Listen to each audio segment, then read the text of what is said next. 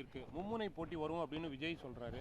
ஒரு கட்டத்தில் சொல்றாரு, எங்களுக்கும் திமுகவுக்கும் தான் போட்டி, அதிமுக தேசிய ஜனநாயக கூட்டணிக்கும் எங்களுக்கும் போட்டியே இல்லை அப்படின்ற ஒரு கருத்தை சொன்னீங்க. ஏற்கனவே பதில் சொல்லியிருப்பீங்க. நான் தமிழ்நாடை பொறுத்தவரை இன்னைக்கு களத்தில் வந்து 4 பிரதானமான கட்சிகள் இருக்கிறாங்க, கூட்டணி இருக்கிறாங்க. அது வந்து மறுக்க முடியாது. நம்ம இன்னொரு கட்சி இழிவுபடுத்தவும் கூடாது. திராவிட முன்னேற்ற கழக தலைமையிலான யூபிஏ இருக்கிறாங்க. தமிழ்நாட்டில் அனைத்து இந்திய அண்ணா திராவிட முன்னேற்ற கழகம் தலைமையிலான என்டிஏ இருக்கிறோம். தமிழக வெற்றி கழகம் விஜய் அவர்களுடைய கட்சி இருக்குது. அண்ணன் சீமான் அவர்களுடைய நாம் தமிழர். 4 கட்சிகள் பிரதானமாக இன்றைக்கி இருக்காங்க. ஆனால் தேர்தல் களம் நெருங்க நெருங்க நெருங்க நெருங்க மக்கள் எப்படி யோசிக்கிறாங்கன்னு பார்க்கணும். பட் என்னை பொறுத்தவரை நாங்கள் தெளிவாக இருக்கின்றோம். தேசிய ஜனநாயக கூட்டணி சார்பாக தேர்தல் நெருங்க நெருங்க திராவிட முன்னேற்ற கழகத்துக்கு எதிரான வாக்கு, எனக்கு திமுக வேண்டாம் என்று நினைக்கக்கூடிய மக்கள் தேசிய ஜனநாயக கூட்டணிக்கு ஆதரவாக வாக்களிப்பார்கள் என்று முழுமையாக நம்புகின்றோம். அதற்காக உழைத்துக் கொண்டிருக்கின்றோம். அதற்காக மற்ற கட்சிகள் நான் சிறுமைப்படுத்த விரும்பல. எல்லோரும் உழைக்கிறாங்க. திரு சீமான் அவர்களும் உழைக்கிறாங்க, திரு விஜய் அவர்களும் எல்லா பக்கம் போகிறாங்க. ஆனால் நாங்கள் எங்கள் கூட்டணியை பொறுத்தவரை அனுபவம் இருக்குது. பாரத பிரதமர் நரேந்திர மோடி அவருடைய ஆசீர்வாதம் இருக்குது. வருகின்ற 23 ஜனவரி அவருடைய தேர்தல் பரப்புரை சென்னை பக்கத்தில் தொடங்க இருக்குது. அதனால் நிச்சயமாக எங்களுக்கு பெரும் நம்பிக்கை, திராவிட முன்னேற்ற கழகத்துக்கு எதிரான வாக்குகள் எல்லாம் ஒன்றாக இணைந்து தேசிய ஜனநாயக கூட்டணியினுடைய பெரும் வெற்றிக்கு வழிவகுக்கும்.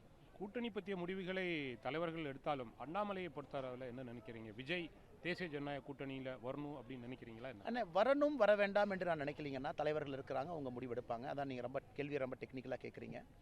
என்னை பொறுத்தவரை இன்றைக்கி ஒரு கட்சிக்கும் இலக்கு என்னன்னு பார்க்கணுங்கண்ணா. திரு சீமான் அவர்களை பொறுத்தவரை திராவிட கட்சிகளே வேண்டாம் அப்படின்னு அவர் ஒரு இலக்கில் போகிறார். ஸோ நேச்சுரலாக அவர் எந்த கூட்டணிக்கு வரப்போகிறதில்லை.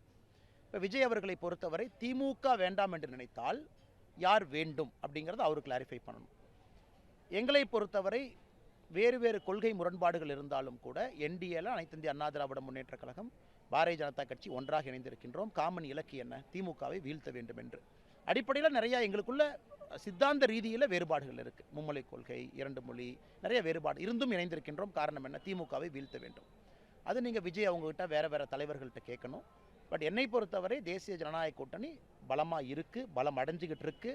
பாரத பிரதமர் நரேந்திர மோடி வந்த பிறகு 60 நாட்கள் முழுமையாக நமக்கு இருக்குது. விஜய் வந்தா உங்க கூட்டணி பலம் வாய்ந்ததாக ஆகும். அதனால நான் முதல்ல இருந்து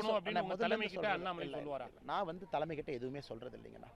எனக்கு பாரதிய ஜனதா கட்சி வலிமையாக இருக்கணும், தேசிய ஜனநாயக கூட்டணி வலிமையாக இருக்கணும் அப்படிங்கிறது தான் என்னுடைய எண்ணம் எப்பொழுதுமே. அது விஜய் அவர்கள் அது ஏன்னா முரண்பாடுகள் இருக்கக்கூடியவங்களை கூப்பிட்டு ஒரே இடத்துல வச்சிங்கனாலும் பிரச்சனை தான்.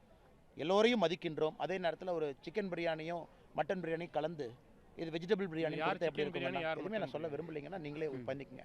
அப்படி சரியாக வராது. முரண்பாடுகள் யாரை எதிர்க்கிறாங்க, யாரை எதிர்க்காமல் இருக்கிறாங்க, அதனால் எல்லாத்தையும் பார்த்து குழப்பம்னா கெமிஸ்ட்ரி இருக்காதுங்கண்ணா. மக்கள் தேர்தல் நேரத்தில் அதெல்லாம் பார்க்க மாட்டாங்க. கெமிஸ்ட்ரி இருக்காது. கெமிஸ்ட்ரியும் முக்கியம். ஒரு அலையன்ஸில் ஒரே கோணத்தில் இறங்கி போகணும்.